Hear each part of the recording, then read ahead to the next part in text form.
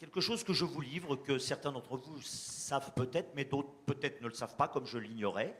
C'est que l'étymologie du mot prostitution, c'est tout simplement le mot avilissement. Ça n'est pas un hasard.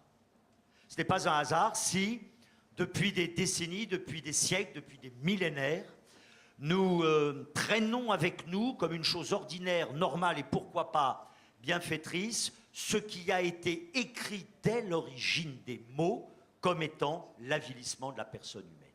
Et nous savions dès ce moment-là que nous étions dans la juste poursuite du juste combat que nous avions engagé. Et de la même manière qu'on a mis sur la place publique et qu'on a mis en place des politiques publiques pour lutter contre les violences faites aux femmes, de la même manière, nous mettrons sur la place publique, comme étant du ressort de la responsabilité publique et politique, cette forme totalement aboutie depuis toujours, totalement scandaleuse, qui est celle des violences au travers de la prostitution. Alors notre travail nous a conduit à dire que bien évidemment, la prostitution, ça n'est pas cette liberté supplémentaire donnée aux femmes. Bien sûr, nous avons mis en avant que le viol était plus fréquent et encore plus dramatique dans le monde de la prostitution que dans la société tout entière. Et nous avons surtout voulu dire qu'il fallait que cesse ce scandale qui consiste pour des acteurs publics dans tous les pays du monde à se déclarer combattre jusqu'au dernier souffle la traite des êtres humains tout en tolérant que la prostitution continue à exister sur nos territoires.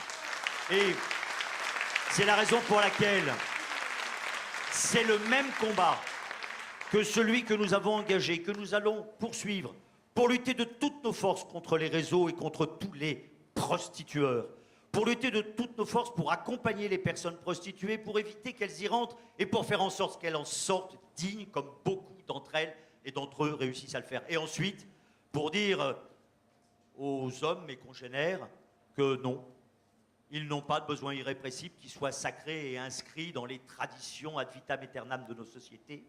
Les besoins irrépressibles, ça n'existe pas.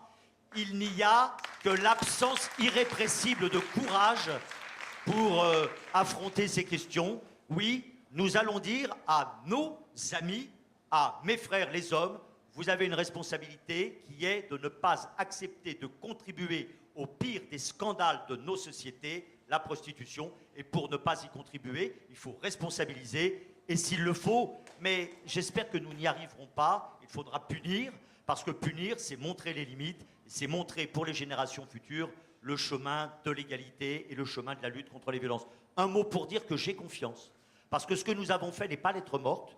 Une législature a succédé à une autre, un gouvernement d'une autre couleur a succédé à un autre, mais le combat, lui, n'a pas de couleur, ou plutôt il a toujours la même couleur, et ce combat en 2013, tous ensemble à l'Assemblée nationale et au Sénat, nous allons pour vous et par vous le mener et le gagner.